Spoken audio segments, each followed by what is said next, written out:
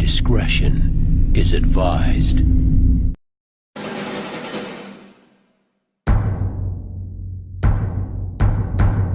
Because YouTube audiences generally love to hate on stuff. As a matter of fact, I'm gonna predict that this video is gonna get a shitload of views because I'm being critical of another YouTuber. This is a good video. It's called Enough is Enough. It's about meme theory. My homie EmpLemon's meme theory videos. But there's a little news from the meme-verse. EmperorLemon made a funny video about why Behind the Meme is not that good of a YouTube page. EmperorLemon downward spiral, downward spiral, downward spiral. Do I have everybody's attention now? So, a couple months ago I uploaded this video, and so far it has, without a doubt, become the most interesting video on my channel because of how people reacted. Within 2 weeks, this video simultaneously became my most liked and most hated video. I mean, I've always had a divided audience on basically everything I've uploaded since 2014, but never to this extent. Back in the day, everyone arguing in my comment sections were doing so within the realm of my own little bubble of content. But with this video, I seem to have punched into a new level of YouTube. And out of this new audience, I gained a lot of respect and admiration from my peers, and I experienced the fastest subscriber growth rate in 7 years of this channel. However, I also became vociferously hated by a large chunk of people. This video really stirred the pot for some people. I mean, a lot of people were pissed off. I received criticism about basically every aspect of the video, but one of the biggest talking points was, why Emp? Why would you make a 30+ minute video about Behind the Meme? What exactly was your goal here? The guy's just making videos about memes. He's not actually hurting anyone. They're not doing anything wrong. Why do you care about this stupid, innocuous thing so much? Well, let me tell you. I'm originally a YouTube pooper, and I've been making YouTube poops for 7 years now. Still do, actually. Now, depending on the person I tell that to, they are either impressed or confused. Why impressed? Because YouTube poops take a lot of creativity and patience, which causes most poopers to quit long before the time I've lasted. Why confused? Because so many people are under the impression that YouTube poops are still the same as they were back in 2009, and they wonder, how can someone make videos about Ouija Toast Pingus dinner for 7 years? It's a misconception that really grinds my gears because it stems from a thought process of pure ignorance. It's a refusal to accept that YTPs are diverse, as well as a refusal to accept that YTPs change over time. You know, like every single other contemporary art movement, but nobody views YTPs as such. They just aren't respected because they have poop in the title. People will just watch Sky Had a Ouija and assume that all poops are like that. And even the few brave souls who venture beyond that still refuse to try anything new or slightly out of their comfort zone. They yearn for the older days of Durham Rocker or Orpheus, and bemoan how all modern YTPs suck, despite the fact that if you actually open your fucking eyes, poops nowadays are better than they have ever been, and they beat the YTP is dead drum, all while failing to realize that YouTube Poop's ability to consistently renew its approaches and methodologies is what makes it great, and what prevents it from becoming yet another stale, overblown fad. Remember montage parodies? They all stayed the same as the day they first got popular. They never ventured from the same memes and same style of humor. They stayed in all your favorite little cozy comfort zones of what you self-professed internet critics find humorous, and guess what? No one makes montage parodies anymore, but people still make YouTube poops.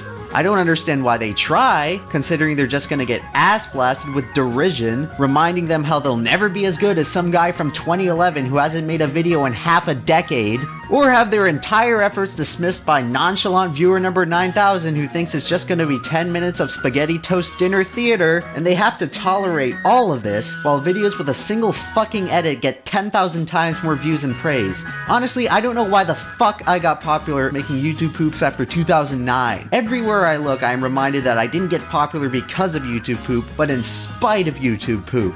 And I have tried for years to spread the modicum of popularity I had with other poopers who really deserved it but didn't get as lucky as I did. And nobody fucking cared. I couldn't even get my audience, people who watch YouTube poops, to watch other people's YTPs. People are just so fucking set in their ways that they aren't willing to give these videos a chance. So I'd given up, which is why there wasn't a top YTPs list for 2016. But then along the way, I caught a tiny glimmer of hope. I saw that this guy called Behind the Meme made a video explaining YouTube poops. This guy with a built-in audience of hundreds of thousands of eager fans is finally gonna set the record straight. Finally! After all these years, the misconceptions and ignorance surrounding YouTube poop is finally gonna get put to rest. And then I watched the video, and it wasn't good. It wasn't even okay. It was bad. It was fucking bad. Every misconception that people had about YouTube poops had not been refuted, but reinforced. Behind the Meme had the power to do something really good here, to rejuvenate a fledgling art form. But he didn't do that. He did the opposite. He put forward a low-effort, robotic, poorly researched farce of a video. Thanks for watching, and thanks for the ad revenue. Now on to the next meme. And that was my main point of the Behind the Meme video. His content fucking sucks.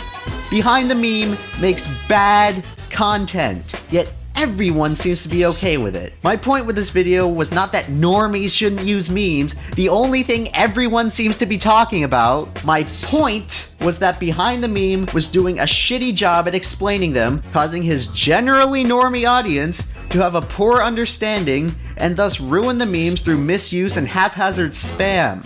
And so many people just rush to defend Behind the Meme. All he's doing is explaining the history of memes! Since when did just doing something become passable for you people? He's doing a bad job. Behind the Meme's content is bad. It's just bad. It's lazy, repetitive, uninspired crap that anyone could make.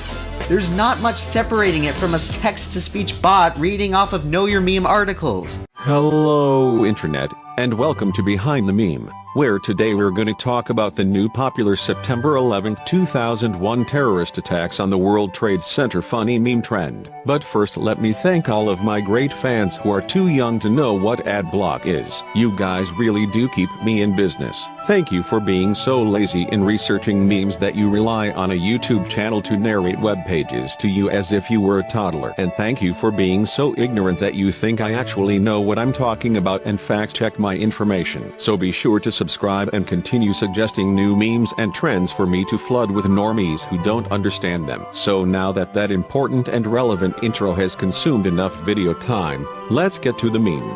Here we go. The September 11th attacks, also referred to as 9/11, were a series of 4 coordinated terrorist attacks by the Islamic terrorist group Al-Qaeda. What's the difference? It just baffles me how many people see nothing wrong with this guy's content. Has YouTube really gotten so shitty that now it's okay to be mediocre? And that's when it hit me. It has. It fucking has. YouTube content in general has become so bad that people are willing to believe that Behind the Meme makes good videos. When I first discovered YouTube as a kid, I watched stuff like Charlie the Unicorn, Clay World, and the Laser Collection. What the fuck do kids today have to watch on YouTube? Spider-Man Elsa softcore pornography? Now granted, the stuff I watched didn't exactly have the cinematic merit of Citizen Kane, but they were original, creatively driven, artistic projects. They weren't something engineered to suck as much watch time out of young children as physically possible. Seriously though, what the fuck happened to content on this website? Now obviously, there's still good content. If content ain't good, I ain't watching it. And I still watch a lot of content these days. YouTube will always have inspired, creative, passionate individuals making content. It's just a matter of finding them. I'm able to find them through finely tuned subscriptions and recommendations based off of 7 years of search history. But what about the people who are just starting to watch stuff on this website? I think it's fair to say that YouTube is populated primarily by young teens and children. It's hard to tell for sure because everyone just lies about their age anyway, but if I had to guess, I would estimate that the median age of people on this website is around 15 years old. That means that the majority of YouTube content consumers today probably weren't around to see content from before 2012. They don't remember the old days. Believe it or not, you guys, this website used to be fucking great.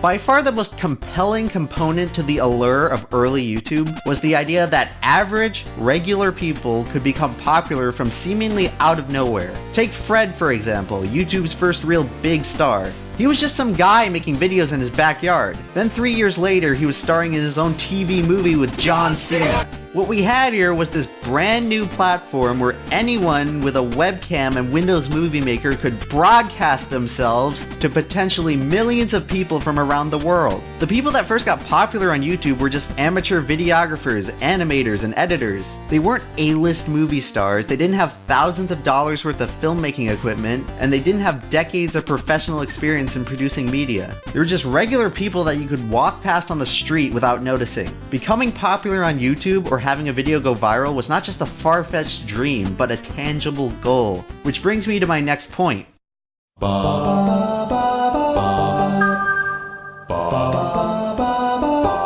In the days of classic YouTube, the only thing separating you from popularity was your own talent, creativity, intellect, and passion. If you were willing to sit down, buckle your fuckle, and put in the effort to make your content as entertaining as it could be, then you would get subscribers and views. Because generally on YouTube at this time, good content and talented people could rise to the top. Sure, it wouldn't be immediate, but there was a strong sense back then where if you put in the dedication to keep making good content, you would eventually be validated for it. If you worked hard enough and your videos were entertaining, you could make it to the top all by yourself. It was an environment in which real talent, effort, and quality was rewarded with success. It used to be really easy to discover new content on YouTube. You used to be able to see whenever one of your subscriptions liked a video or rated a video 5 stars depending on how old we're talking about. If you found just one YouTuber whose content you liked, this feature made it easy to branch out and find similar artists. You could then look out for what those YouTubers liked, and so on until you had a network of new people to watch. This system allowed small channels to gain much more traction early on, since they would gain exposure every time a big YouTuber liked one of their videos. People were also more likely to search for new videos back then. In those days, YouTubers didn't upload as much and videos were shorter. This encouraged viewers to go out and search for new content if they wanted to stay entertained. Part of the actual entertainment of the site was trekking through chains of bizarre videos and poking your head in the weird part of YouTube. So not only did the mechanics of YouTube allow viewers to discover new videos, more videos were discovered because YouTube conditioned viewers to go out and explore new content. It is impossible to describe the greatness of old YouTube without highlighting the wealth of quality, independent animation on the website. YouTube provided a new generation of amateur animators, a platform on which millions of people could view their artwork. Animators like Oni, Harry Partridge, and Egoraptor started off on sites like Newgrounds, however reached unprecedented heights through the wider appeal of YouTube. Animation on YouTube really served as the site's heart and soul for creatively driven artistic content. YouTube animations, as opposed to cartoons on television, were wild, radical, and unrestrained. While most of them weren't necessarily high quality from an animation perspective, they were under the full creative discretion of the animator. Oftentimes, the same individual would write, voice, and animate their projects, leaving them complete creative control. This made YouTube animation unique, as it allowed the full artistic intent of the creator to roam freely. One aspect that often gets overlooked about early YouTube is how content creators back then were much more honest and down to earth. YouTubers were much more straightforward back in the day because there wasn't as much of an incentive to run your channel like a business. Before 2010, YouTube as a whole didn't draw that much ad revenue, so the YouTube Partner program was much more exclusive, only granted to the highest viewed channels. So for the vast majority of content producers, they just made content with the intention of making good, memorable videos. Going back to the independent YouTube animators, you could tell that the jokes and comedy in their videos reflected their actual senses of humor. YouTubers back then just kind of did stuff that they wanted to do. They were interested and invested in their own content, which made the content better overall. They weren't afraid of projecting their own opinions and personality into their work. This made YouTubers much more personal, connected, and empathetic than conventional celebrities, because the videos and person behind the videos often operated on the same ideological engine. Creators didn't seek out audiences as much, rather audiences sought out YouTubers. This allowed YouTubers from the old days to present their content genuinely and honestly, without fear of being tossed aside for speaking their minds. It's interesting to consider that early YouTube was an unprecedented new paradigm of entertainment. I say unprecedented because back in the day, nobody really knew what could and couldn't get popular on YouTube. There wasn't a set-in-stone formula for how to maximize your clicks. Everyone just kinda had to do trial and error, throw whatever shit they could at the wall and see what stuck. This experimentation led to some of the most original and creative videos this site has ever seen. Now, of course, this also led to a lot of shitty, terrible, god-awful videos, but that was part of the fun. YouTube was a mixed bag, and it ultimately made browsing videos an inherently interesting experience. Videos back then were much more spontaneous and unexpected. Sure, most of them weren't good, but it kept you on your toes. Content was diverse, and there was a constant pressure for YouTubers to think outside the box and renew their techniques rather than becoming complacent and stale.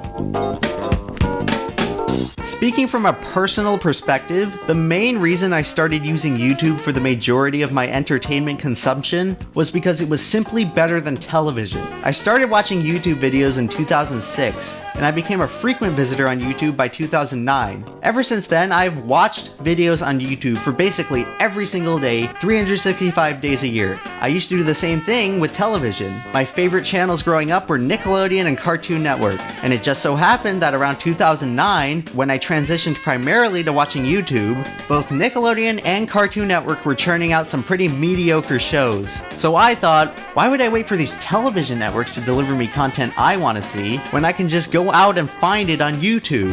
YouTube was just so much of an improvement over television back then.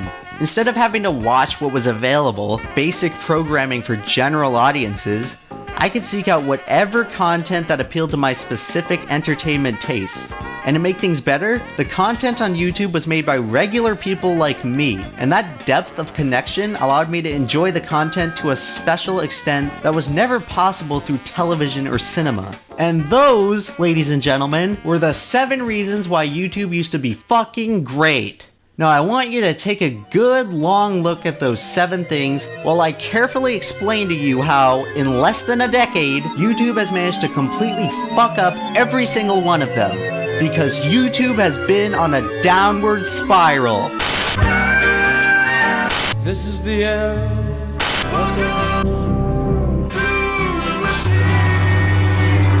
Downward spiral, downward spiral, downward spiral, downward spiral, downward spiral, downward spiral, downward spiral, downward spiral.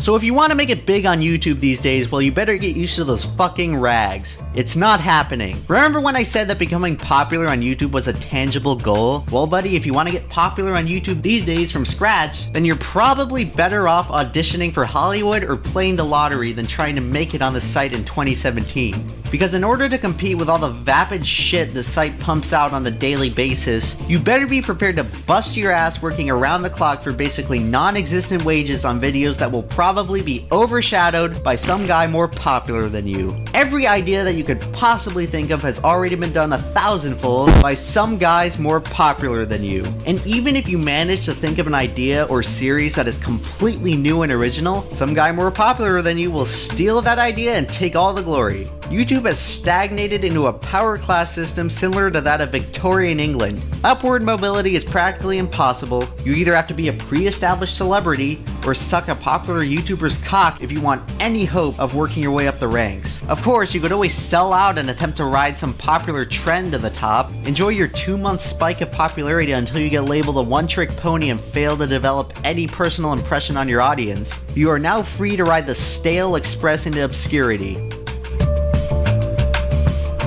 But let's say you're more than just a regular Joe. You're exceptional at something. You have the talent and drive and vision to be better at your thing than almost anyone else in the world. I mean, surely if you're that talented, you can make it big on YouTube, right? Well, you better also be super talented at writing, video production, and editing, or else no one will even take you seriously. Of course, you could just hire somebody to do those things for you, did I mention that YouTube pays basically nothing unless you're a massive channel? But say you have all of those things. You're talented, charismatic, a good writer, good on camera, and you're capable of editing a video into a polished final product. Congratulations! You've finally unlocked the potential for people to watch you perform your talent. Whatever that is. Now just keep pouring your time and effort into producing content for, a couple of years. By this time, some schmuck on Reddit or Tumblr will have noticed one of your videos and shared it in order to farm some free internet points off of your hard work.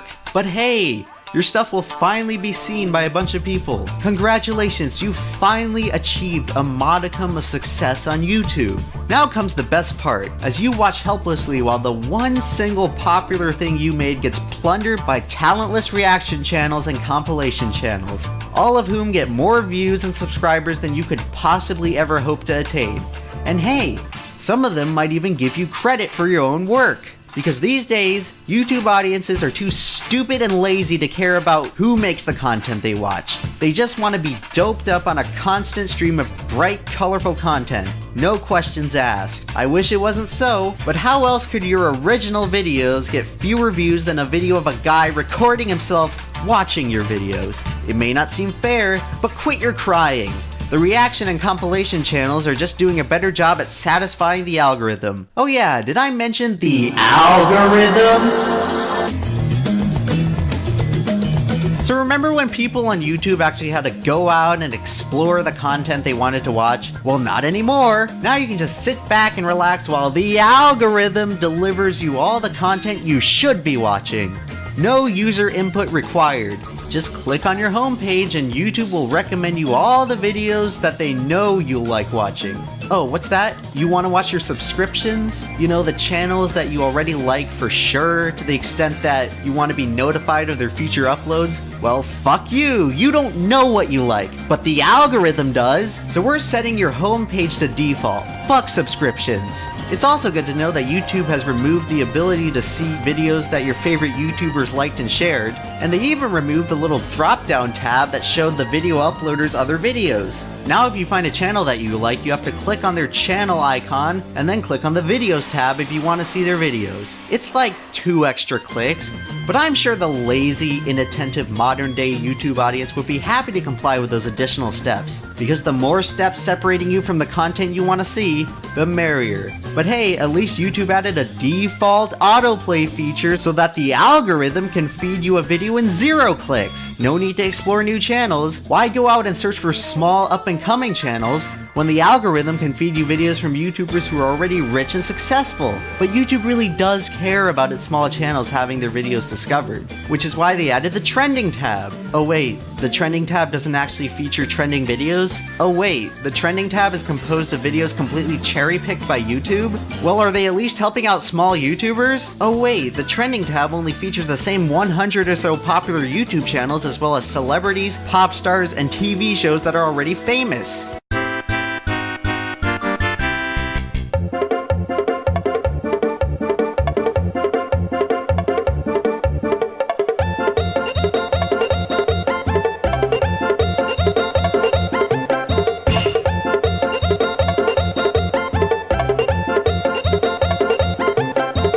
Well, sorry, small channels. At least you still have the trusty method of graffitiing your channel name on the inside of bathroom stalls. Oh, you idiot! What the fuck? Man, isn't the algorithm great?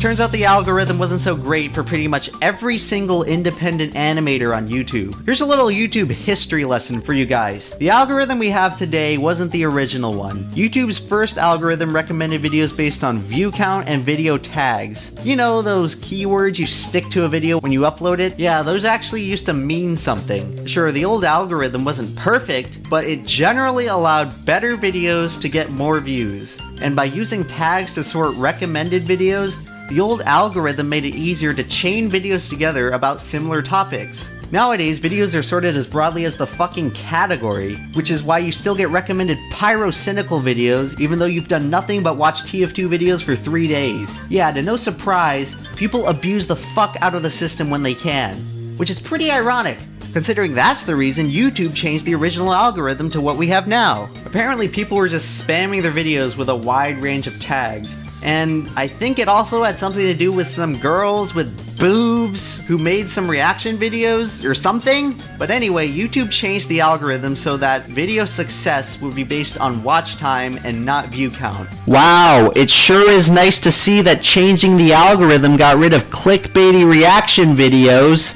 But a consequence of the algorithm change that actually affected people was the extinction of animation on YouTube. Animation is a long, time-consuming process that results in a high-quality product with high rewatchability. Prior to the algorithm change, YouTube animators relied on their videos receiving a high volume of views to offset the infrequency of their uploads. Since most animations are short, the algorithm change made it so that animations would only receive a fraction of the views that they did before. So through one simple change in a line of code, YouTube made animation completely unprofitable. But hey, at least we got Let's Plays! Now don't get me wrong, I think Game Grumps is an okay channel. For what they do, it's adequate content. But what a lot of people forget is that Egoraptor made great animations. Was it really worth it to give up an excellent animation every few weeks in order to watch Aaron play video games for a half an hour every single day? Sure, it was amusing at first, but don't people get tired of this stuff? And they did, because I don't care how good your content is. Regular people aren't physically able to sit through half an hour of it every single goddamn day.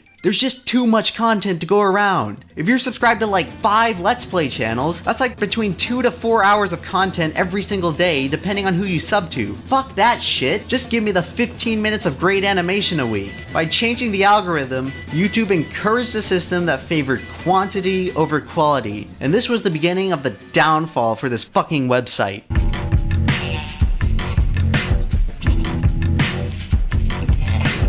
Remember how I said that YouTube used to be populated with genuine personalities who cared about the quality of their content? Well, not anymore! Quality on YouTube in 2017? Quality doesn't matter anymore. Being genuine and honest doesn't matter anymore. The only thing that matters now on this website is the number of ads that you can cram into your viewers' brains. Now, I understand that YouTube is ultimately a business, and I have nothing wrong with people building their wealth by making YouTube videos. In fact, I encourage it. But when everyone starts strictly operating their YouTube channels like a business, there are core elements of this website that become lost. Nearly all videos these days just seem so detached and disingenuous. It seems like almost everyone has to dumb down their content in order to cater to more general audiences. YouTubers are just so fake these days, it's almost sickening. It's like living in a city populated entirely by lawyers, politicians, and car salesmen. Everywhere you go on this website, someone's trying to sell you something. If they're not trying to sell you razors, ebooks, or monthly crates, they're hell-bent on trying to sell you a subscription to their channel. Hey, can you subscribe? Make sure to subscribe, and like, and share, and subscribe, and subscribe. Please fucking subscribe! I swear to fucking Christ, if one more fucking YouTuber tells me to subscribe to them, I'm going to descend to a never before seen depth of my own personal downward mental spiral. Seriously, people, enough is enough. Enough is fucking enough. Do you really think that people don't know how to press the fucking subscribe button to the extent that you have to remind them at the end of every fucking video? And every YouTuber does this now. Why? If people like you, they'll subscribe. You don't have to remind them every single chance you get. Has there ever been a single instance where someone has been watching a video and they're like, gee, I really like this YouTuber, but if only there was an easier way to find out whenever they upload new videos? Just subscribe for us, just subscribe for us. Make sure you subscribe. If you are not subscribed, guys, press that subscribe button. If you are new around here, subscribe. Oh yeah, I can subscribe. Thanks for reminding me! When has that sequence of events ever transpired in the history of this website? This site is like over 1 billion active users, and I can't fathom that mental conversation ever taking place. And fine, let's just imagine that you're a dumb enough fuck not to know the function of the subscribe button. Well, in that case, I wouldn't want you subscribed to me anyway, because you'd be too much of a dolt to understand my content in the first place. Why the fuck do YouTubers have to constantly coax people to subscribe? We should be asking people to unsubscribe. That's what people actually need to be told to do. Lord knows I try. But no, YouTubers these days need to pander to, beg for, and cling on to every single last shred of a subscriber they can manage to scrounge up. And God forbid you even think of speaking your mind on anything. Everyone has to reduce their personalities to the equivalent of a stale piece of toast on top of a cardboard box. YouTube today isn't about telling people what you want them to hear. It's about telling them what they want you to say. YouTube audiences don't want to be challenged anymore. They just want to get doped up on some polished, sparkly, inoffensive content. Why else would content like BuzzFeed, WatchMojo, and Fine Bros be so successful? It just astounds me how the type of person who would go on Facebook and complain, oh my god, how can people watch the Kardashians? How can people listen to Katy Perry? How can people eat at McDonald's? How can people have such bad taste? And then they turn around and watch half an hour of BuzzFeed videos. It's the same fucking shit. Do you people not realize that? Congratulations, you played yourself. Can I ask something to you people out there who actually watch BuzzFeed or Fine Bros or WatchMojo and enjoy the content? How does it feel? How does it feel knowing you're consuming videos fabricated by some corporate suit in a boardroom who specifically designs their content to appeal to saps like you? And how does it feel to realize that you're such a predictable simpleton that it works and you eat that shit up?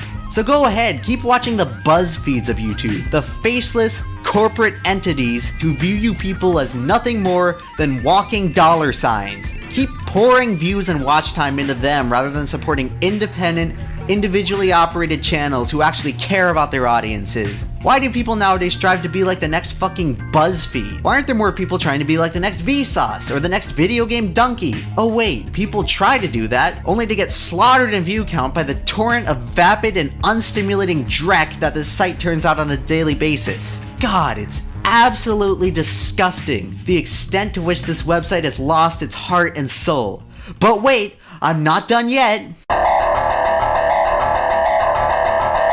Every popular video on modern YouTube has to be cloned from the same couple of identical cookie-cutter templates. Here's how to open a popular YouTube channel in 2017. First, you gotta pay some guy to divvy you up a shiny, whooshy, cool-looking 3D intro in After Effects while you blast some obnoxious EDM bass drop. Now you get to choose your YouTube skill tree. You can either become a gaming channel, a commentary channel, or a list channel. Gaming channel's easy. You just record yourself playing a game for a couple of hours. They say it helps if you have charisma or dynamic speaking skills, but that's just a bunch of bullshit. All you gotta do is scream really loudly and curse every 2.5 seconds. Anything less frequent than that and the kiddies won't be entertained. Just kidding, you could have your goldfish commentate your Let's Play and 90% of YouTube viewers will still watch it because they'd rather watch someone play a game than play one themselves. Now take that massive chunk of raw gaming footage you just recorded, chop it up into 10-minute intervals, slap on an intro and end screen to each part with minimal or non-existent editing, and congratulations! You have now produced enough content for a month's worth of daily uploads. So what if you want to do commentary videos? Well, just repeat the same process of making a gaming video and just record yourself talking over it with a completely unrelated topic for 10 minutes. It helps if you make a big giant stink over a topic that realistically doesn't matter, because people really seem to care about that. And make sure to set the category of the video to gaming, because you're totally gaming, right? Soon you'll be raking in those clicks. Alternatively, you could just talk over a movie or TV show and talk about how much you vociferously hate it. Man, isn't it amazing how skilled we as a society have become at tearing media to shreds? Gosh, I never knew how much every single movie, TV show, cartoon, video game, and song is the absolute scourge of humanity. But YouTube content? It's all good. Nothing to criticize here. Hey, as long as they're just doing their own thing, it must be great content. Just ignore it, bro. Meanwhile, let's go back to hating on this bad movie made by like one unknown guy on a shoestring budget who's probably shot himself by now. They've got to be held accountable for their crimes against humanity. Priorities, guys. Anyway, what the fuck else is there to do on this website? Oh yeah, list videos. Just arbitrarily rank and arrange random shit in a list. Research and fact checking is optional. In fact, you probably shouldn't even attempt to do that stuff because it'll just slow you down from making a list video on every single possible permutation of ideas in existence. So just hastily cobble together whatever dumb shit you can. Pump out 200 lists a year and hope one of them gets arbitrarily picked up by the algorithm. And make sure each video is 10 minutes. 10 minutes. So that you can earn that extra ad revenue. Because that's really what this is all about. What, you think people make all these same videos over and over again because they're fun? Fuck no. YouTube stopped being about having fun a long time ago. The reason these same videos are fucking everywhere is because you people pour watch time into them regardless of whether or not you're entertained. You zombies validate this system, and you make it so that these specific video templates are the only profitable means of video production because they are low effort, high volume videos. And what we've done here is constrain the profitability of YouTube videos to these parameters. But that's just the beginning. Not only must videos be low effort, mass produced, frequently uploaded, and over 10 minutes to succeed in 2017, they can't be too long either or people will lose interest. Because God forbid anyone in this generation has an attention span longer than that of a fucking goldfish. The number of fuckers complaining that my behind the meme video was too long made me realize this. Sure, the same pinheads who would gladly watch some dude play Minecraft for 24 minutes are unable to sit through 30 minutes of a structured and detailed argument with consistent visual editing.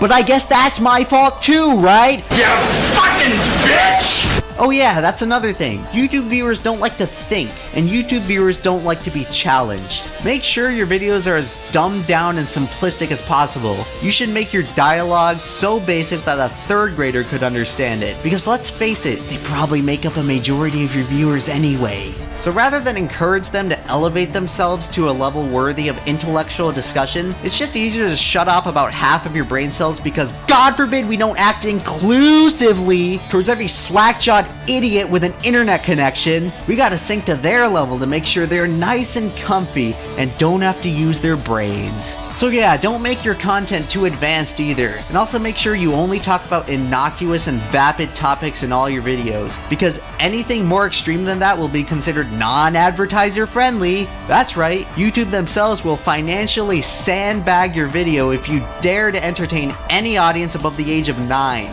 They saw a new generation of YouTubers like Filthy Frank and iDub succeeding by making edgy, raunchy content that appealed to an older, previously disenfranchised audience. Well, fuck them, right? They saw a new paradigm of journalism forming with the rise of independently operated news channels that could disseminate information free from the control of mainstream media. Well, fuck them too. Some disgraced Wall Street Journal guy called PewDiePie a Nazi, and now Coke and Pepsi will only run ads on toy reviews. So fuck literally every single small YouTuber who had a dream of succeeding on this website through original content.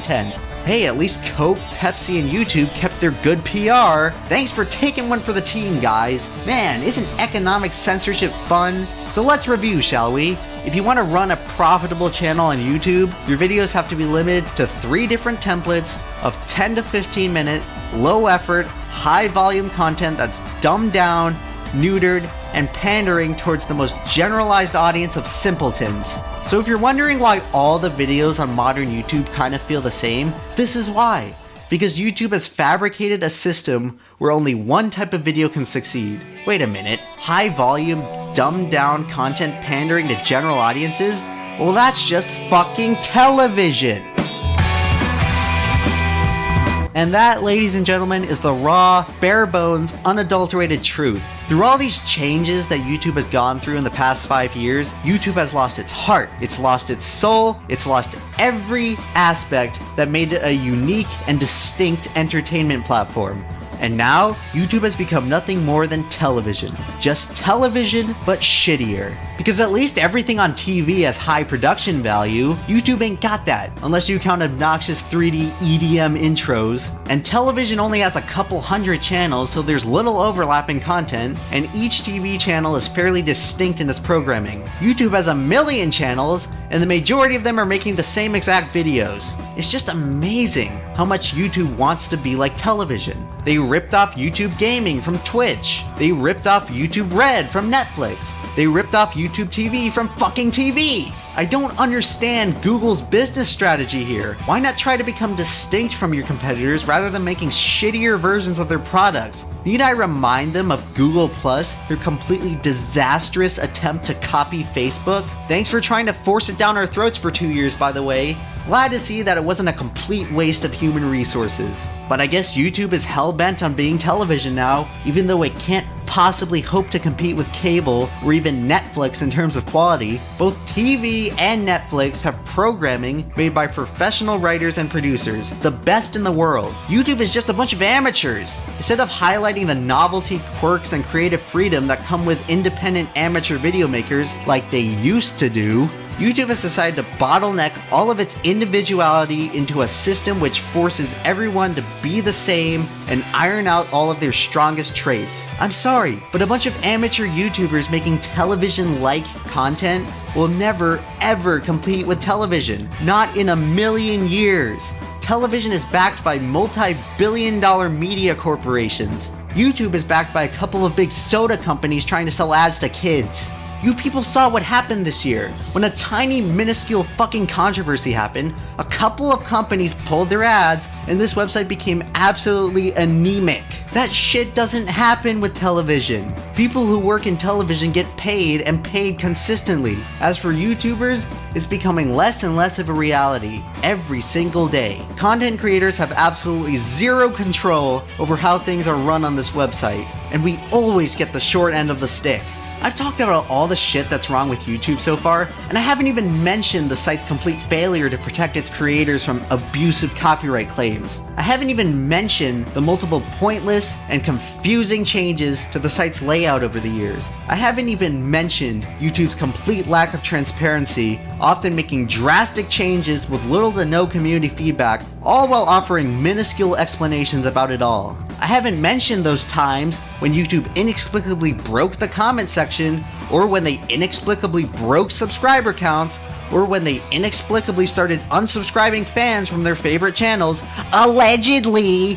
All of these topics have been covered already, in depth, by other people. But the overarching theme with all of these is that YouTube, despite being a giant multi-billion-dollar social network, is run by incompetent boobs who make rash, impulsive decisions without any consultation or approval from its users. And every time YouTube fucks up, the content creators are always the ones to have to pick up the slack. Is it fair? No. Could things be any different? Also no. As far as YouTube is concerned, their distinct objective is to deliver ads to eyeballs. Everything else is completely irrelevant to them. They're certainly not going to piss off the advertisers, because they're the ones who pay the bills, and they're going to try to keep ad watchers pretty happy when they can. So that just leaves content creators to get fucked over and over and over and over and over and over and over and over and over and over and over and over and over again. Don't like it? Well, too bad. What you gonna do? Go to Vimeo? Please. If you actually want your stuff to be seen by more than a dozen people, it's YouTube or bust. And if you don't bend over and take your monthly YouTube-sanctioned buttfuck, then they'll find someone else who will. People are lining up around the block to replace you and play by YouTube's rules. YouTube has no reason to care about content creators, and if you're just sitting back relaxing as a viewer, I've got news for you, buddy. YouTube doesn't care about you either, because as soon as the content creators get fucked by YouTube's mistakes, it's the viewers who have to settle for shittier content. At least when content is shitty on television, they can it and replace it with something people actually want to watch. There's no getting rid of bad content on YouTube, because the fucking system that's currently in place encourages it. And viewers don't know where to turn to find anything better. If this was TV, you just change the channel. But on YouTube, when you try to change channels, you find the same dull, repetitive, uninspired, mass-produced, pandering, profiteering, manipulative garbage. And it's everywhere. You can't escape from it.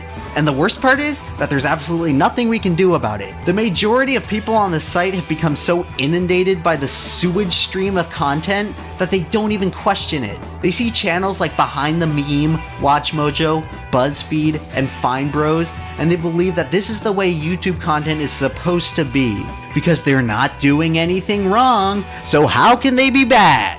The state of YouTube is bad, okay?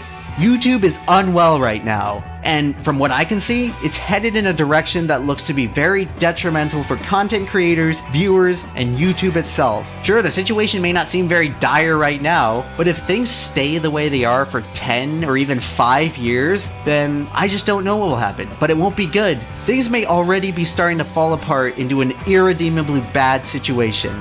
It is becoming more and more difficult for small channels to gain any sort of traction or growth based on hard work alone, while channels at the top of this website get fed views and watch time and ad revenue without having to actively improve or innovate their approaches. I feel like YouTube has developed a system that rewards quantity over quality, and YouTube videos in general are becoming too long while additionally lacking any informative substance. This is causing viewers to watch fewer videos and therefore fewer YouTubers. There's simply too much video content to go around and not enough time. Fewer people are willing to go out and search for new YouTubers because subscribing to the average Let's Play channel already provides them with 5 hours of video plus a podcast per week.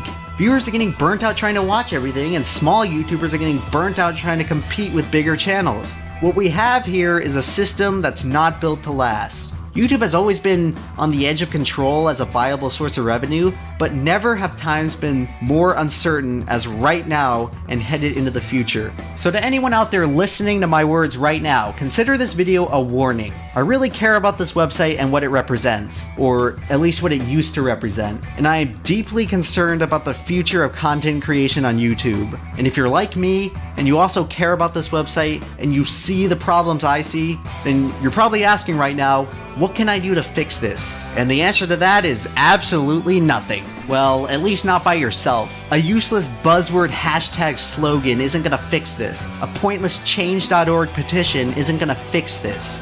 What we have here is a problem that's become so deeply ingrained within the modern culture of YouTube that it's going to take a heavily concerted macro-scale effort by advertisers, viewers, creators, and YouTube itself to restore the site to its former glory. And I just don't see it happening, because in all honesty, the vast majority of people don't care. The vast majority of people won't even care enough to watch this video a tenth of the way through, and it's gonna take a cataclysmic event to happen before all you fucking zombies even turn your heads. But if you're not a zombie and you're listening to me right now, then I have a message for you. My message to everyone listening to this right now is to stop tolerating mediocrity. Don't watch a YouTube video because it's there. Don't watch a YouTuber because they aren't doing anything wrong.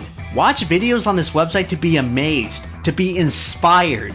Watch YouTubers because they are great. And if none of your current favorite channels can give that to you, then unsubscribe from them and don't come back until they're great again.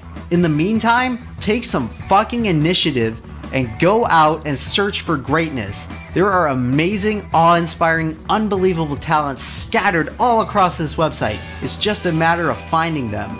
It's all funny, you see, because I started off this video talking about YouTube poops and how people have all but ignored them over the years, and it's ironic because the thing that makes YouTube poops great, the completely carefree experience of making a video just to make something creative, original, and meaningful to yourself without having to worry about views or the algorithm or ad revenue, just making videos, I don't know, for fun because you feel like it. The thing that makes YouTube poop great is the same thing that made YouTube great back in the day. And just like YouTube poop, this idea of making videos for fun and not for business has been buried, overlooked, ignored, and nearly forgotten. And yet, in spite of all that, in spite of YouTube and in spite of itself, YTP persists. And as far as I'm concerned, as long as YouTube poop is alive, then so is the potential for greatness on YouTube. So if you're just starting out making videos and everyone's telling you to do things one way, do the opposite.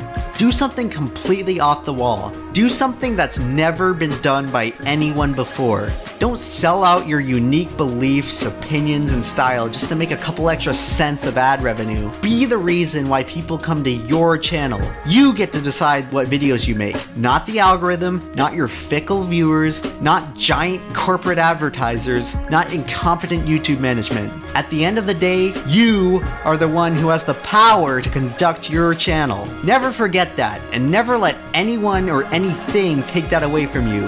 Because as far as we try to stray from it, the ultimate goal of making YouTube videos is to broadcast yourself. So go out and be the best. Alright everyone, so within the next week, YouTube is going to publish their big ol' YouTube Rewind for this year. It's going to be this hip, cool video with celebrities and pop stars and all these pretty little smiling faces doing a hip and cool dance sequence and, hey everybody, look how hip and cool we are! Come and watch this video! It has all your favorite YouTubers like Jimmy Kimmel, The Rock, Taylor Swift. Please give this video 300 million views so we can give off the impression that YouTube is a rip-roaring fun time for the whole gang!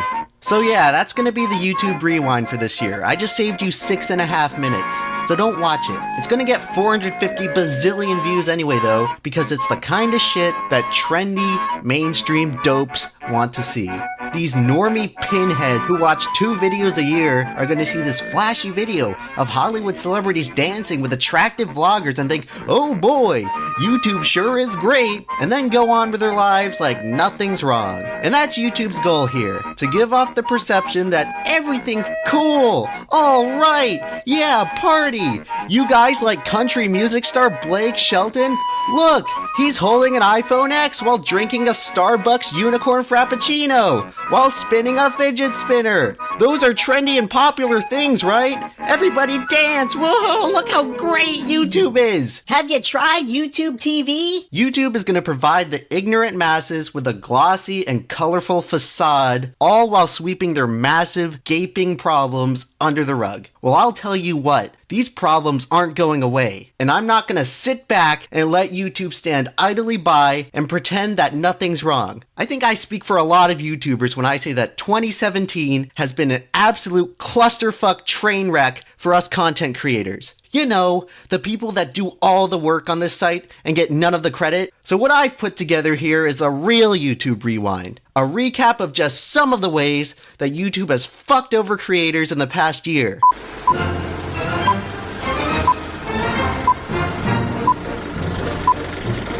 So to start off, YouTube reincarnated the defunct shit stain known as Google Plus in the form of the notification bell. Of course, this was due to rampant allegations of YouTube failing to deliver subscriptions to subscribers. You know, the primary function of YouTube for millions of users. We've heard these reports and we take those feedback so seriously.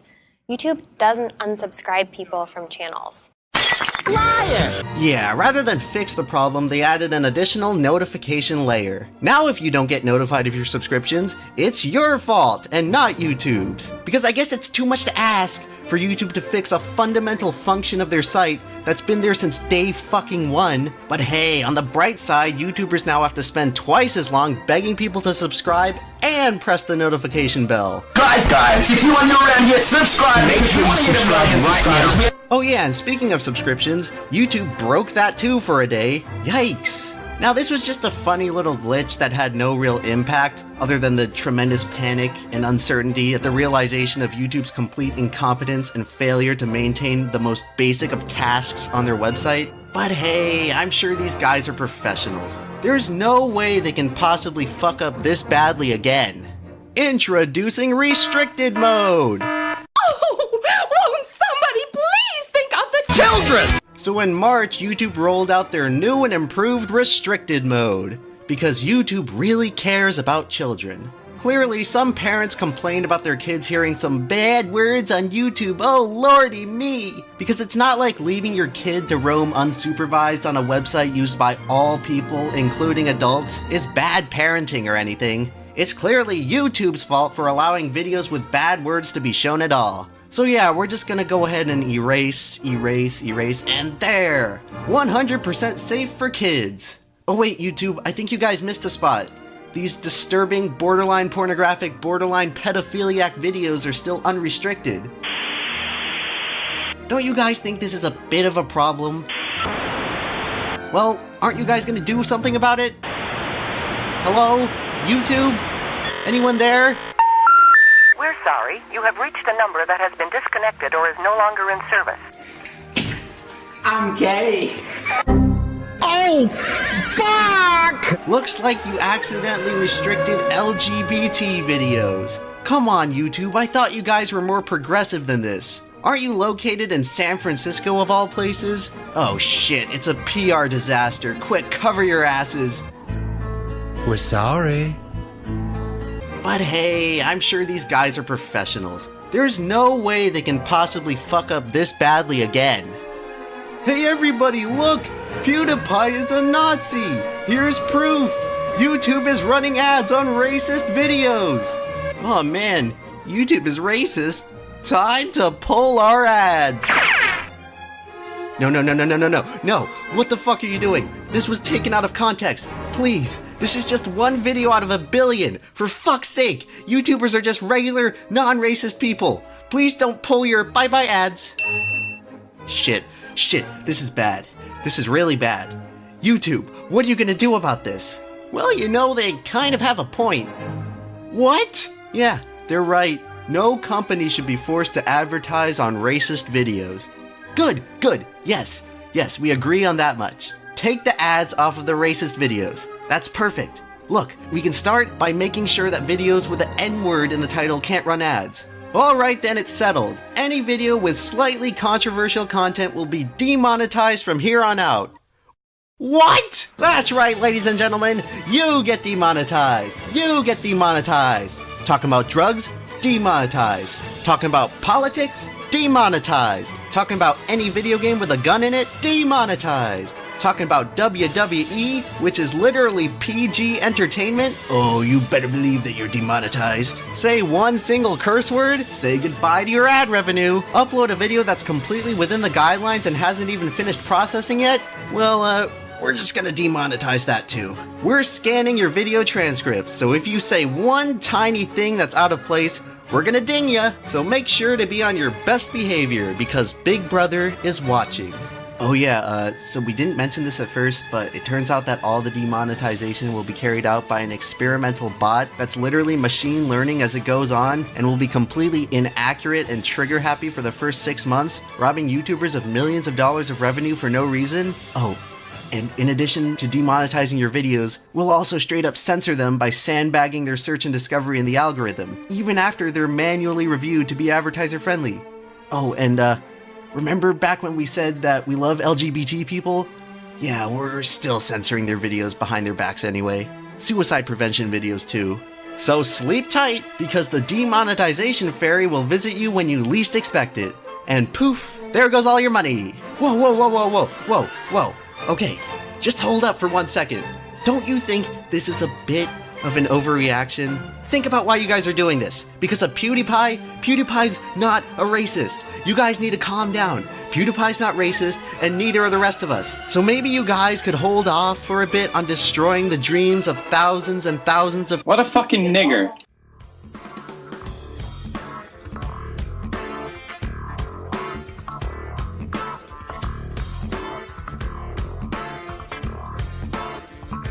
Nigger. Dude, what the fuck did you just do? Come on, Felix. We were all counting on you to prove YouTube and the advertisers wrong, and then you just go ahead and drop the N-bomb on stream. What the fuck, dude? Look, Felix, I like you, and I know that at the end of the day, you're on our side. But you have to realize the tremendous responsibility you have not to fuck things up for the rest of us. And guess what? You completely fucked things up for the rest of us. I know it's easy for you and the rest of the bigwigs at the top of this site to just sit back and relax on your 7-figure YouTube income, but for the rest of us, it ain't so easy, and you just made it a lot harder. Now there are no more excuses stopping YouTube from stamping every last one of our videos with the yellow sticker of shame. Downward spiral, downward spiral, downward spiral, downward spiral, down. Oh man, this is a serious problem. This issue has major ramifications. What's gonna happen to the future of content on this website? What's gonna happen to everyone who depends on YouTube for income? What's gonna happen to— Hey look everybody, fidget spinners!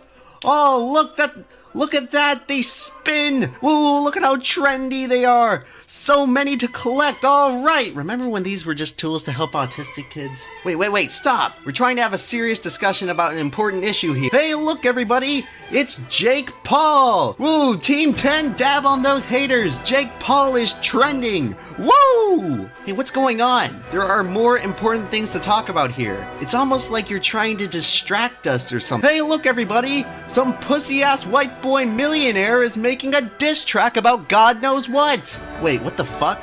How has this become a trend? Wait a minute, weren't we talking about something else here? Hey look everybody! VidCon! Ooh, VidCon. I can't wait to see a showcase of the best and brightest personalities that YouTube has to offer.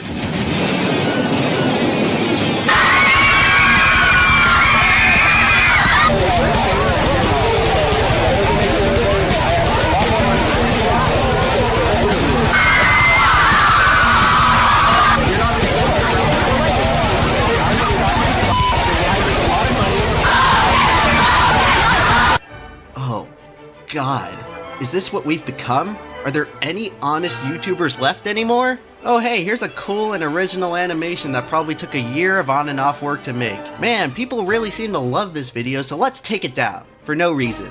The shameless re-upload can stay up though. In fact, let's just have everybody profit off of this guy's hard work except, you know, the guy who actually made the video. We can just forget about him. Oh hey, it's one of the most dedicated and influential YouTubers on the platform, Anthony Fantano. Let's demonetize his entire meme channel for basically no reason. Oh, and this Mumkey guy? Let's take his channel down for no reason and straight up lie to his face with our automated enforcement system, all while holding his main source of income and total livelihood in virtual limbo. Because YouTube as we know it has basically become an Orwellian dystopia manifested in reality. Oh yeah, let's just suspend I Hate Everything again for no reason, just for funsies. But hey, I'm sure these guys are professionals. There's no way they can possibly fuck up this badly again. Everybody duck! Why? Oh, it's just that time of the year where everyone in America dies to a mass shooting. And I'm proud to be an American. Damn, this one's really bad. This is actually the deadliest mass shooting in American history. Oh geez, what a tragedy. What a horrific loss of life. What a... Hey, wait a minute. CNN is running ads on a live shooting? Wait a minute. Soda companies, the same ones that boycotted YouTube, they're advertising on a live shooting? What are you guys doing? You guys are shameless enough to advertise on actual human slaughter, but you pull your ads from YouTube because of one racially questionable video? Sorry, we can't hear you over the thuds of limp corpses hitting the ground. Oh my gosh, this is a total disaster. We need to help these people. Oh, thank Christ. Esteemed and iconic YouTuber Casey Neistat uploaded a video where all the ad revenue will be donated to victims of the shooting. At least there's some good coming out of YouTube these days. And you get demonetized. Wait a minute, YouTube. This is a charity video that's only meant to help people. Why are you preventing that? Sorry, it's against the rules. No ads on videos about tragedies. No exceptions. Meanwhile, at Jimmy Kimmel's channel...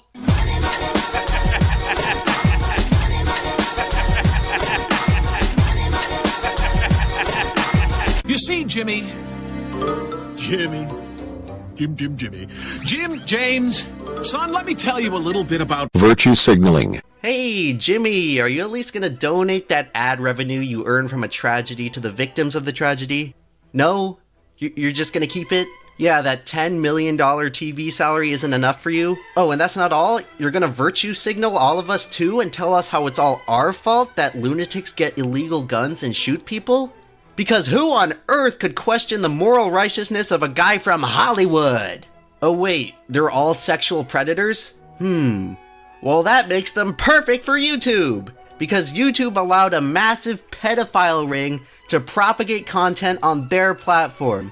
And even though the commentary community complained about them for months, YouTube did nothing about it. In fact, I'm willing to say that YouTube actually supported these degenerate videos with unrestricted ads, while at the same time demonetizing the channels trying to expose them. Man, funding pedophiles. Isn't YouTube in 2017 just fun on the bun? Of course, YouTube finally got off their asses and did something about this massive problem that their system literally helped to create. Yeah, baby. We gotta definitely write a song about how we do not diddle kids. Do not diddle kids, it's no good diddling kids. Only after suffering a PR disaster and having, you're gonna love this, even more companies pull their ads. Wait a minute here. Now, why would YouTube all of a sudden care about a problem that the YouTube community has been aware of for months? Why would YouTube knowingly endanger children for so long if they care so much about child safety that they punish the rest of us for the most minuscule inappropriate gesture? Why would YouTube ignore a known and serious child endangerment problem until the moment it costs them ad revenue? Oh boy, it's almost like YouTube doesn't care about kids at all, and they only care about the revenue they bring to the site. But if that were true, that would make YouTube a ruthless, money-hungry corporation. Now that can't be right. Just look at their CEO, Susan W. Good old Susan W. She clearly cares about us humble creators. She's a woman of the people, and definitely not a figurehead puppet put in power by Google's blatant nepotism and diversity quotas. Clearly, she is the most qualified person in the world to run the largest video streaming site on the internet. Oh wait, she's never even attempted to run a YouTube channel before this year, so she has literally no experience making YouTube videos, and she's in charge of YouTube. Like, the whole entire website. Yikes. You know, come to think of it, that actually makes a lot of sense. Jesus, is there any relief from the torrent of bad news that this site has to offer this year? What we do here is go back.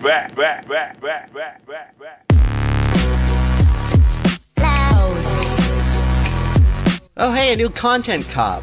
God bless you, iDubbbz. Thanks for keeping YouTubers honest, one douche at a time.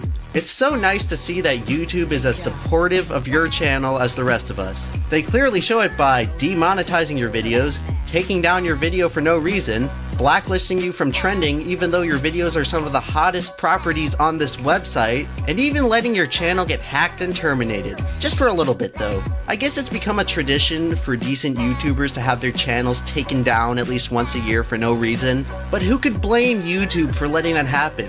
You're just a regular guy who got famous through nothing but his own talent and hard work. You're nothing like world-famous pop star Justin Bieber! Hey, did you know that a song sang by Justin Bieber is the most viewed YouTube video now? Man, couple that with YouTubers making no money, and I'd say we've regressed back to 2009. You know, besides all the YouTube actively censoring content and funding pedophiles deal, 2009 was a simpler time. And what better way to top the shit Sunday of YouTube in 2017 than with a bright red new eyesore logo and another pointless layout change that nobody asked for. And that, ladies and gentlemen, was the YouTube Reality Check Rewind of 2017. Now, if you're like me and you just watched all of that, you're probably just a little teensy weensy bit miffed. And if you're a robot with no emotions or common sense, then congratulations! You are now employed by YouTube management. But if you're like the rest of us who are a little bit dissatisfied with the way things are run around here, then you're probably wondering, what can I do about it? Well, fear not, citizen, for I have a plan. Bob is building an army! I'm kidding, of course. Fuck you, Bob. Nobody cares about you. But what we do care about is your tank. That's right, ladies and gentlemen. I am proposing that this year, we tank the rewind. Every YouTube channel has a little bit of power. Individually, it's basically worthless. But by combining that power with millions of other channels, you can craft a force to be reckoned with. The power I'm speaking of is the power of the dislike. It's a fundamental power endowed to every YouTuber on this website. And we can harness that power to punch YouTube square in their fucking jaw. What I'm suggesting is that we harness all of our powers to dislike this year's YouTube Rewind. Our goal should be to make this year's Rewind the most disliked YouTube video of all time. We can do this, guys. We already made EA's Battlefront comment the most downvoted Reddit post of all time, and we can do the same with this year's Rewind. We're gonna need about 8.5 million dislikes to accomplish this, but I think YouTube has generated enough aggregate outrage this year that it's totally possible. Over the past year, YouTube has made mistake after mistake after mistake, and it seems like the only ones being punished for their mistakes are us, the creators. We ask YouTube for answers, and we're met with worthless, automated responses. YouTube says they're listening, yet things continue to get worse and worse, and YouTube continues to lie to our faces. We've tried complaining. We have tried reasoning with YouTube over and over, and they've proven time and time again that they don't listen. So we're gonna hit them where it hurts, right in their big end of the year celebration, and maybe, just maybe, they'll listen to us. YouTube in 2017 has been a total, unmitigated embarrassment. So just imagine the embarrassment of YouTube's big happy party becoming the most disliked video of all time. These are the measures we must take to get YouTube's attention. YouTube thinks they can just forget about us. They think they can just forget about all these problems and all of it will just disappear. They'll hire a bunch of smiling Hollywood faces to try and distract everyone from all the debilitating problems that they have allowed to fall upon this once great website. Well, I'm here to say that enough is enough. YouTube wasn't built by Hollywood celebrities. YouTube was built by the people. YouTube was built by us. And I'm not gonna stand by for another year while all these fake smiling Hollywood people party it up on the penthouse of the empire that we built. So if you're like me and you want to see some actual positive change around here, then join me in pressing dislike on this year's YouTube Rewind. YouTube is going to demonetize and censor this video. So I encourage you all to share this video, download this video, and repost this video far and wide. I encourage you all to share this video with other YouTubers that YouTube has screwed over this year and get them on board too. It's time for us, the real YouTubers, to stick up for ourselves. It's time to tank the rewind. So last week I uploaded a video where I basically tear into all of the crap that YouTube has allowed to happen to its creators over the past year. My goal with this video was to spread awareness about YouTube's severe flaws. Since I feel like not enough people out there truly realize just how bad the situation on YouTube has become. And in the few days after I uploaded this video, a lot of interesting things happened. First of all, the YouTube Rewind got hammered this year. Within a few days, it was already in the top 25 most disliked videos of all time on YouTube. You had multiple big YouTubers coming out and criticizing the Rewind, and you even had people who were in the Rewind coming out and giving some fairly damning reports about how YouTube mistreated them. And I'm really glad to see all of this. It seems like tons of people are finally waking up and seeing through YouTube's tricks. I'm really glad so many people out there are coming out and disliking the Rewind on their own, because I'm pretty sure that YouTube tried to prevent my message from getting out to the public. So let me explain my observations. Within the first 2 days of me uploading my video, the video received around 100,000 views, which is admittedly better than most of my uploads. The engagement numbers for this video were really good, as in the most likes I had ever received on a video with only 100,000 views. This archived screenshot shows my video with around 107,000 views and almost 20,000 likes. Over 18% of the people who watched the video to this point pressed the like button. You'd be hard pressed to find a view to like ratio as high as that anywhere on YouTube. Now, like I said, this video did really well for about 2.5 days after I uploaded it. And then, all of a sudden, it was like the video hit a brick wall. Now normally this wouldn't be cause for concern, since this is how my video analytics usually look. Almost every video I upload gets the most views on day one, and then the view count slowly trails off afterwards. So like I said, I would expect these numbers under normal circumstances. However, these are not normal circumstances, because 3 days after I uploaded this video, I start to see all sorts of other YouTube Rewind related videos blowing up in my recommended. I keep seeing these videos get tons of views, hundreds of thousands of more views than my video. So at this point, I just think that these videos are getting so many more views than mine because they're just simple compilations. And let's face it, if you're talking about YouTube after 2014, people love their compilations. So I figured that people weren't clicking on my video because it's over 20 minutes long and the average YouTube viewers are too impatient to watch videos that long. But then I thought about it some more and something just didn't add up. My most viewed video this year was 32 minutes long. So the idea that people don't like to click on long videos just didn't make any sense. And besides, among the YouTube Rewind responses getting tons of views was a 17-minute video and a 32-minute video. And in addition to that, hasn't YouTube drilled into our heads over the past few years that watch time is the single most important metric in determining a video's search and discovery? Well, in the first 2 days that my video was online, it got over 1 million minutes of watch time. So you'd think that a video with this much watch time and this much viewer engagement should appear in a ton of people's recommended sections. Because after all, the YouTube Rewind was a huge topic that tons of people were discussing all over YouTube.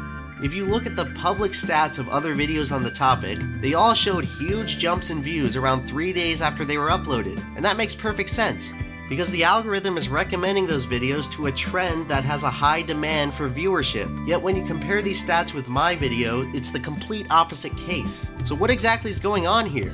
Well, the reason becomes clear when you dig into the specifics of my analytics. I discovered that less than 20% of the views on this video are coming from suggested videos on YouTube. In fact, this video has had fewer views from suggested videos than it's earned from unknown sources. To compare, I contacted fellow YouTuber Pi, who made one of the YouTube Rewind videos that blew up in popularity.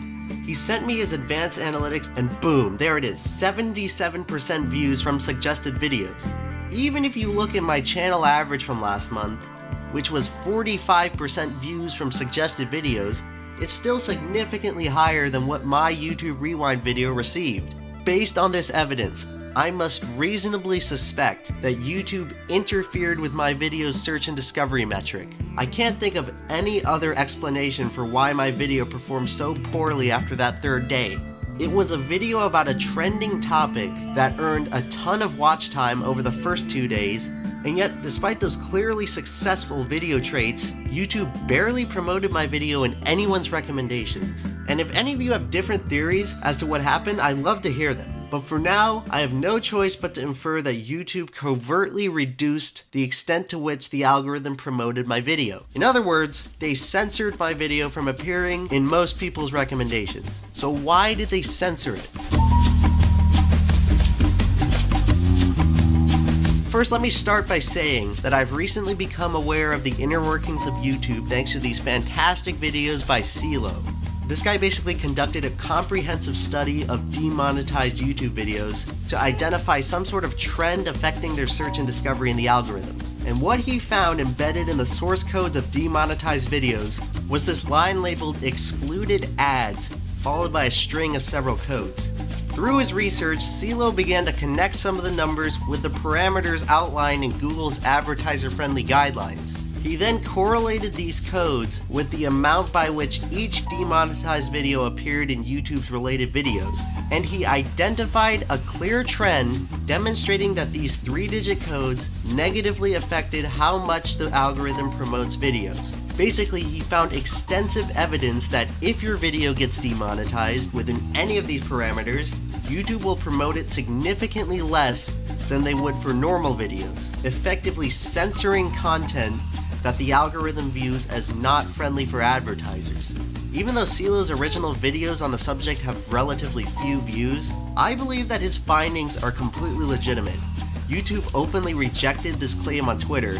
However, I believe that CeeLo was definitely onto something, because within a few days of him posting the findings of his research, YouTube hid excluded ads from the viewable source code of videos. This was incredibly suspicious, as it appears that YouTube was trying to hide something that they didn't want us to see. But with that being said, and based on the new information I've observed, I think that YouTube's tweet here is actually telling the truth.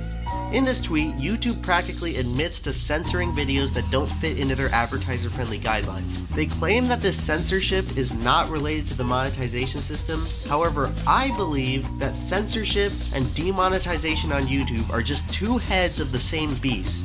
So here are the observations that led me to this conclusion. In my video about the YouTube Rewind, I played the PewDiePie N-bomb clip raw and uncensored. In a separate study conducted by CeeLo about the demonetization bot, he found substantial evidence that YouTube scans the automatically generated captions of your videos in order to determine if it is suitable for advertisers. CeeLo found that keywords like these in the captions of the videos resulted in them being demonetized 100% of the time. But here's the thing though, my YouTube Rewind video was never monetized. I preemptively made this decision so that YouTube would not censor its search and discovery. But as I demonstrated, that's exactly what happened.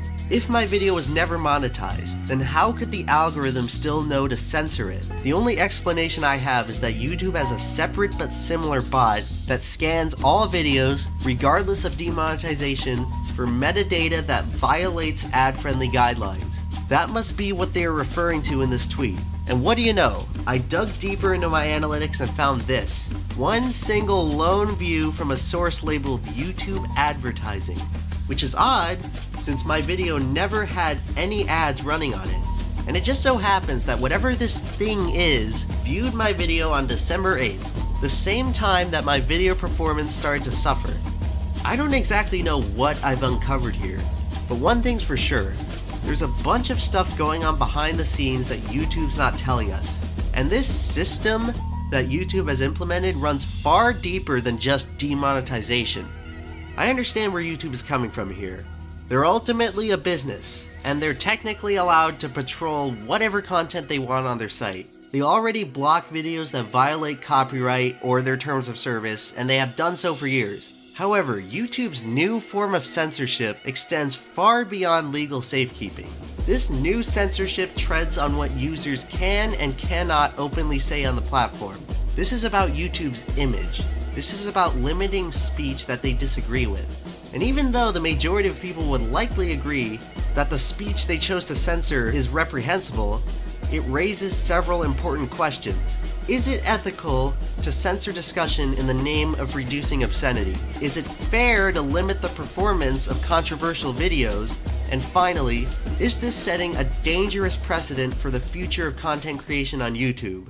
These are the issues we must seriously discuss moving forward.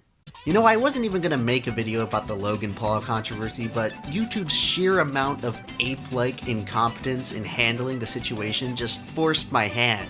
Now let me preface this rant by saying that this is not a Logan Paul video. I don't give a shit about the Paul brothers and their wacky hijinks. And if you keep giving them the attention they want, then you're part of the problem. This is a video about YouTube. Oh, mercy me. YouTube, YouTube, YouTube. How on earth is the #2 website on the internet this incompetent?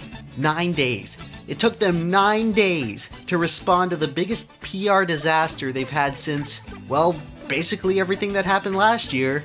But holy Christ, you'd think that considering everything that happened last year, YouTube would learn a thing or two about running a company without causing everyone to hate them. But no, apparently YouTube has learned absolutely nothing and could not last 1 day in 2018 without screwing up yet again.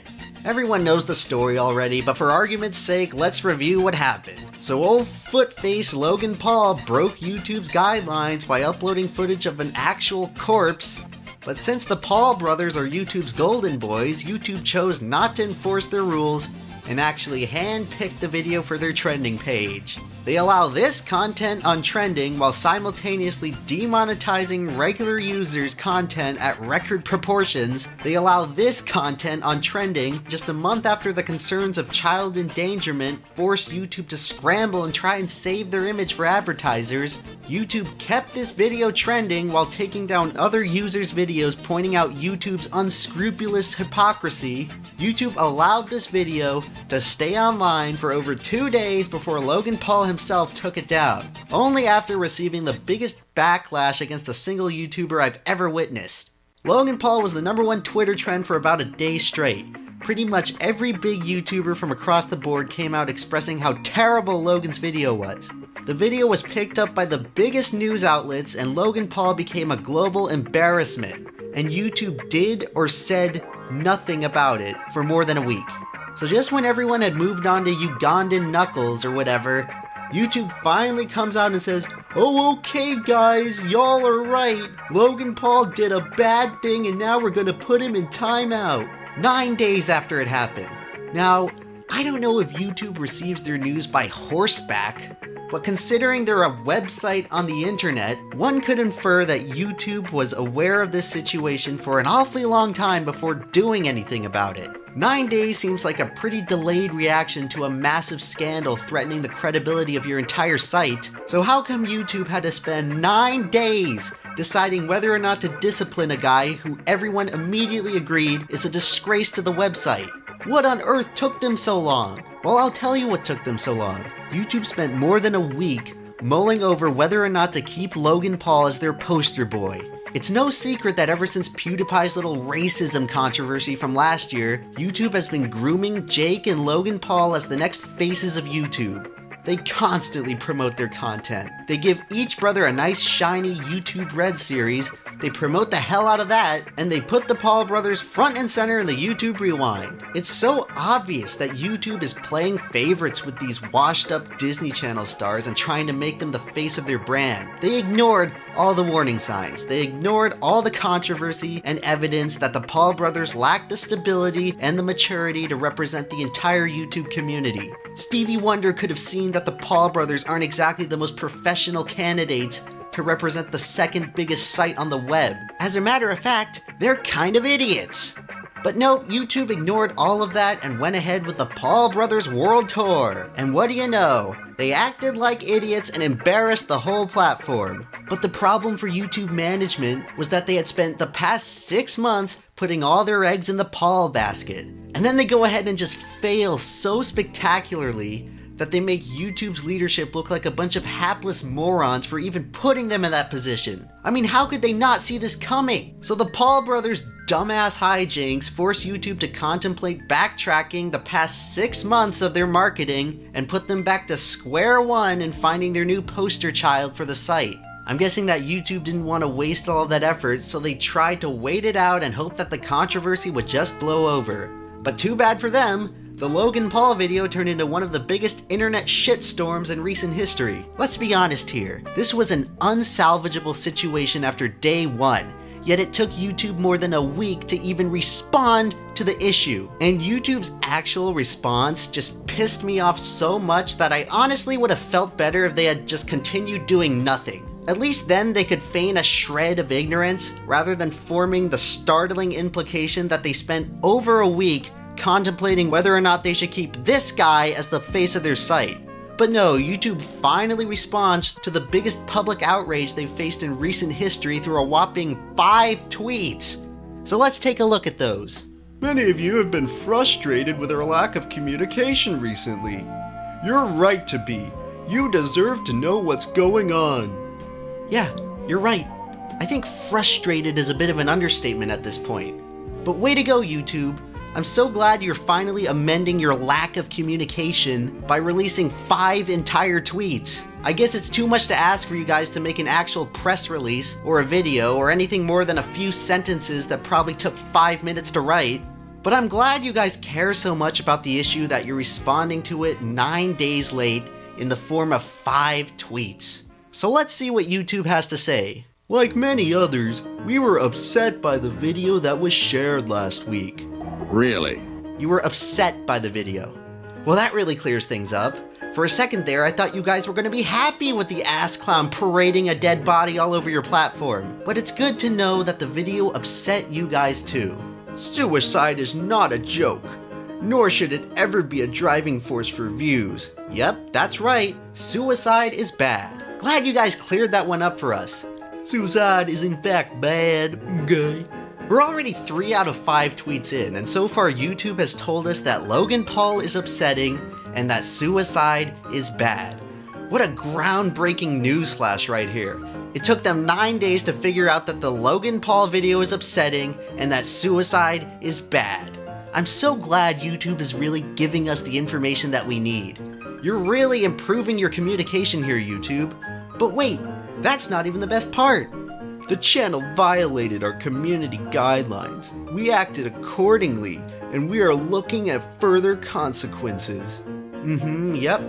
Showing a corpse on YouTube does in fact violate the community guidelines. Let's see here, the YouTube community guidelines, and yep, no violent and graphic content. A hanging suicide victim is pretty violent and graphic. So that part checks out. It's good to see that YouTube is aware of their own community guidelines. In fact, the first half of this tweet is pretty accurate. But it's the second part of this tweet that... That's not exactly true. We acted accordingly? What? What are you talking about? What kind of devious, bamboozling, revisionist history is this? Did YouTube wait 9 days to respond to their biggest controversy in years because they thought we'd forget that they did absolutely nothing to enforce their own guidelines? They acted accordingly? Is it standard protocol at YouTube to put videos on trending when they violate your guidelines?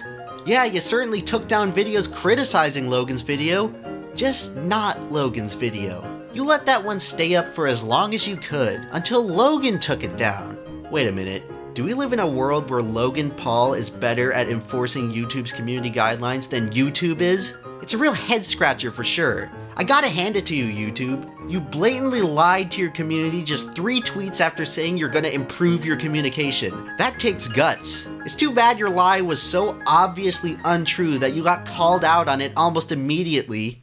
Just own the mistake. Just own the fucking mistake. I hate defending you because I'm like, YouTube's trying, they're good, and then you get this fucking softball. You get this softball of a singular, easy to handle situation, and then you're like, we did everything accordingly. Shut, really? God, you're so stupid. I guess one good thing that came out of this was that YouTube actually followed through with disciplining Logan. I thought they were just gonna give him a slap on the wrist and send him to bed without dessert, but as I was writing this, YouTube actually came out and punished Logan for his actions. They canceled his YouTube Red movie sequel and removed him from Google Preferred Advertising. Remember last year when PewDiePie messed up and YouTube punished him almost immediately? Well, how come it took them 10 whole days to decide to punish good old Footface here?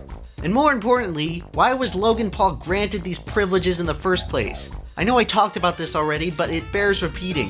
Why did YouTube think it was a good idea to tout Logan Paul as the new face of YouTube?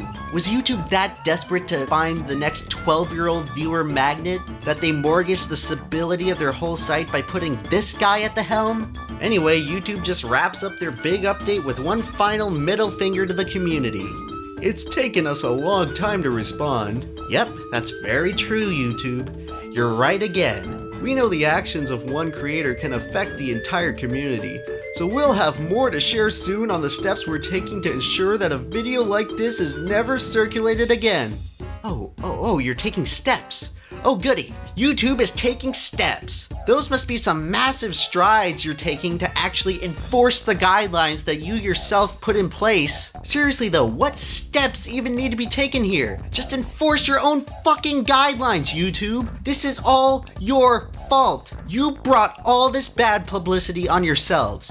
You put this guy in power, you let him post a video of a dead body while punishing the rest of us for even saying the word suicide. Just enforce your own rules equally to everyone on the platform. Stop letting these Google preferred idiots run around above the rules. Seriously, just man up and admit that you people fucked up.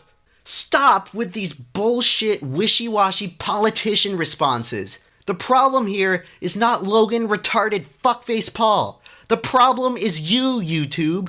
The problem is fucking you. You people have zero accountability. You let all these unstable jackasses take the reins of your site while shafting your honest-to-God hardworking real YouTubers. Every time something like this happens, it's the same old shit. YouTube fucks up, people are outraged, YouTube comes up with some dopey half-assed apology and then everyone just forgets about it while all the smaller YouTubers have to pick up the slack. Are you people even aware that Jake Paul also had a fuck-up at the same time as Logan's fuck-up? YouTube still hasn't done anything to punish Jake. I'm sure he still has his Google Preferred and YouTube Red series. Well, that's a good thing for Jake, since no one noticed his fuck-up because it was completely overshadowed by his brother's even bigger fuck-up. Hey YouTube, why did you make these two the face of your website again? Do the people running YouTube even watch YouTube videos? Honest question here. How could no one working for YouTube realize that the Paul brothers weren't fit to be the poster boys of this website? Were they just too busy jacking themselves off to the analytics of the number of 5th graders these guys draw to the site? Whatever the cause, it's another huge fucking oversight that led to yet another big YouTube blunder that taints the image of the entire site. If this was just a one-time thing, then maybe you could excuse YouTube. But what is this? The 6th time YouTube has royally fucked up in the past 18 months?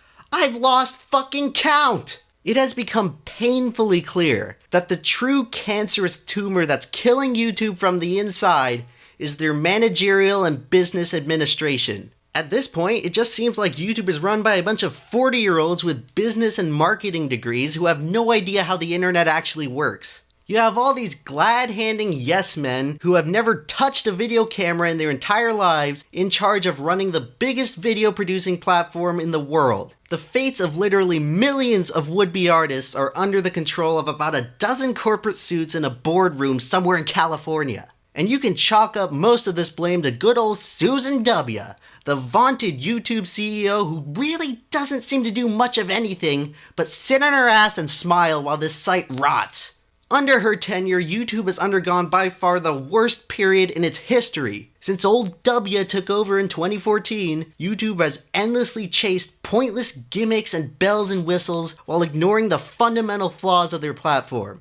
They chose to alienate their bread and butter core user base just so they could appeal to as much of the trendy idiot masses as possible who don't give a shit about the quality of the site. YouTube has been run so poorly over the past year and a half in particular that I would not be surprised if anyone in charge there spends more than 5 minutes a week watching YouTube videos. They just have to be completely oblivious to what's actually happening on YouTube based on the decisions they've made. Can you imagine if a company like Walmart or McDonald's fucked up as often and as severely as YouTube does on a regular basis? They would get slaughtered by their competitors. But the problem with YouTube is that they hold a de facto monopoly on user-generated video streaming. There's nowhere else to go. YouTube has the money and the advertisers, and until a real competitor appears that offers content creators a real financial incentive to jump ship, this site will continue to be run by incompetent people. YouTube's management doesn't even have to hold themselves to the same standards of companies like Facebook and Twitter. At least those companies have to answer to stockholders. Who does YouTube have to answer to? No one. They can run the site straight into the ground and they'll just be caught by the big old Google safety net. No one gets fired and everything just continues to get worse and worse, but not bad enough for anyone to actually get fired. YouTube has no accountability whatsoever.